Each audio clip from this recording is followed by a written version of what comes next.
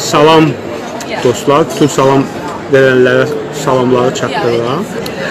Şahin Bey yazır, davayçı Rus dilindədir. Xahiş edirəm Rus dilli dostlar inciməyəsiniz. Mən hansı dildə dediyim kimi sual olacaqsa o dildə bu suala mən cavab verəcəyim.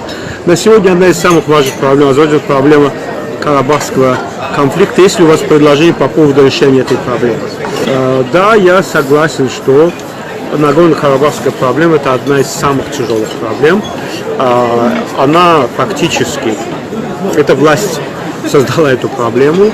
И я считаю, что сама проблема была создана умышленно. Хотя я бы сказал, что я не считаю, что сама проблема возникла в 80-х годах. То есть фактически все советские годы в Карабахе шла политика по усилению роли армянского населения. Всю историю советскую в Карабахе первые секретаря обкома Карабаха были армяне по национальности, в том числе последний до конфликта этот Геворков, это был тоже армянин по национальности. И политическое руководство Азербайджана поощряло фактически усиление и влияния политического и экономического роли армянского населения в Карабахе. Я сам, у меня мама Шушинка, я вам не знаю, многие знают об этом, и мы лето проводили часто в Шуше. Это мы, кроме Шуши, вокруг все было на армянском языке. Степанакерт, Мардакерт и так далее. Все районы были заселены в основном армянским населением. Государственные учреждения. По дороге мы въезжали в Карабах, и ты сразу видел надписи на армянском языке. В обкоме партии Степанакертский, да, Ханкенди, в то время Степанакерти, сейчас тоже они не знаю, как называют. Да. Вся документация велась на армянском языке. Она даже на русском не велась. Вся документация велась на армянском языке. Большинство надписей в Степанакерте вообще были на армянском языке. Мы в детстве, я помню, мы с родителями поехали какие-то продукты покупать. Я вас уверяю, что мы как будто въехали в враждебный город. Там на нас смотрели как на... это были 70-е годы, да, начало 70-х. В столице области все было на армянском языке. Улицы были на армянском, все были, все надписи, мы ничего не могли почитать. И я вас хочу еще одну вещь сказать, что в Степанакерте в свое время обеспечение было 10 раз лучше, чем в Баку. Продукты питания, одежда, в то время было немецкие, там можно было плащи, одежду, ткань покупать, производство европейских стран, да, восточноевропейских стран. Этого не было ни в других районах Азербайджана, не было, в Баку этого не было. Что касается разрешения проблемы, знаете, я считаю, что за период за весь период, когда, посредники, да, пытались помочь в разрешению этой проблемы, было очень много различных предложений. И там киевские договоренности, киевские предложения и так далее. Европейский Союз пытался в этом вопросе помочь. И я считаю, что то есть вариант силового разрешения я полностью отрицаю. То есть этот вариант я бы не хотел, чтобы мы прибегли к этому варианту. И для этого я считаю, что нужен референдум азербайджанского народа. Да? Если есть народ решает, что то есть в том виде, которым мы хотим, разрешение карабахской проблемы не существует.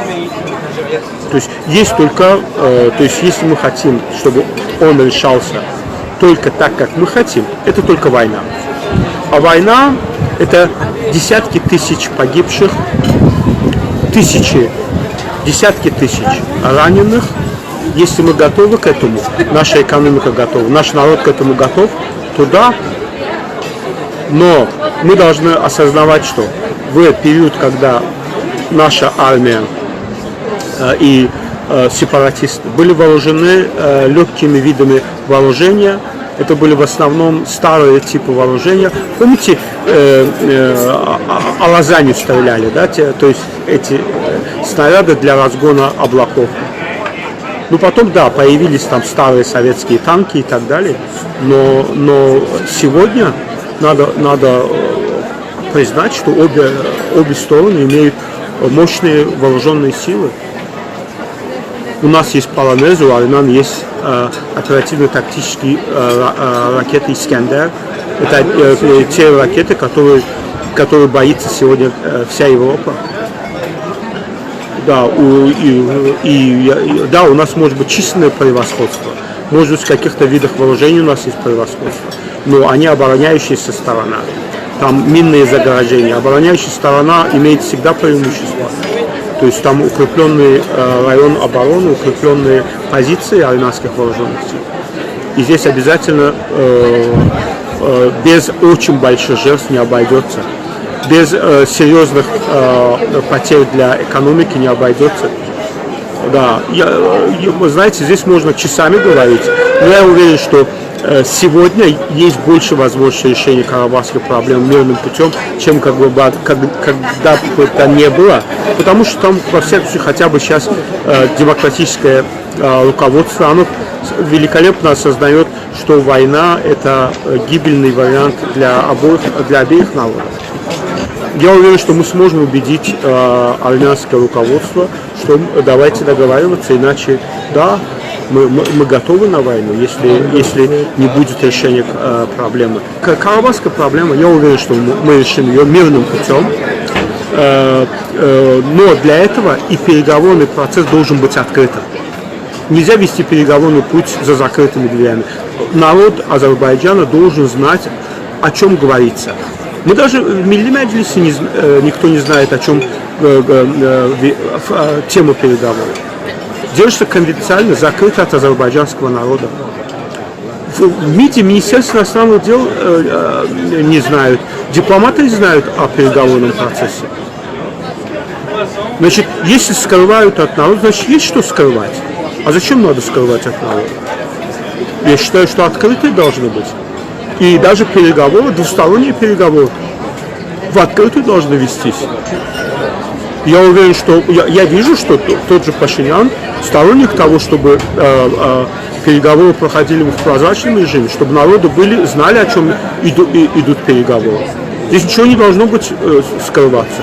Зачем мы должны скрывать от народа, если народ в конце должен принимать решение об окончательном решении карабахской проблемы? Я уверен, что можно решить. Там 1000 вариантов возможно. Там, во-первых, сегодня мир Европа, да, Европа переходит к прозрачным границам. Когда фактически между государствами существуют прозрачные границы. Да, я об этом уже говорил, предположим, с Грузией. В Грузии мы должны перейти к прозрачным границам. Границы существуют, да, но она прозрачная, то есть люди могут перемещаться, работать где угодно. То есть вот если мы создадим экономическое пространство, оно позволит создать также какое-то пространство, общее пространство, в первую очередь экономическое, а дальше можно быть. Там вопрос фактически был, Кивестовский договор, был вопрос обмена коридорами, не территорий. При освобождении всех оккупированных территорий Азербайджана вопрос был о создании коридоров. Коридор, соединяющий, мигрантский коридор, который бы соединял Азербайджан с Нахчеваном. Вы знаете, что у нас сухопутной границы нет. А также коридор, равнозначные два коридора, соединяющие Карабах с Арменией. А почему бы нет? Пусть люди ездят, сотрудничают, экономические отношения. Другой вариант, знаете, это только горлопаны, негодяи говорят об Эль-Ляджи, Тагдаджих, Бураджих, Эль-Ляджи. Никто из которых горлопанов, ни один из них в Карабах не готов послать своих детей. Поэтому я уверен, что есть вариант решения, демократический вариант, честный вариант, вариант, при котором мы ставим в известность свой народ, свои народы, свои населения. Если мы видим, что нет такого варианта, который бы устраивал бы азербайджанский народ, тогда варианты войны, но война это война на уничтожение. И неизвестно, кто. В войне двух маленьких государств выигравших, проигравших не будет. То есть оба народа проиграют, оба государства проиграют. Это урон экономики, человеческий урон, это тысячи погибших молодых людей, и никто, матери, ни одно государство еще не удавалось вернуть матери сына, или же жене мужа, или же ребенку отца. Погибает человек, и все, нет человека. И эти ура-патриоты пусть идут, отдыхают. Мы будем решать карабахскую проблему мирным путем и будем использовать опыт европейских государств, цивильный опыт, когда можно решать эти вопросы.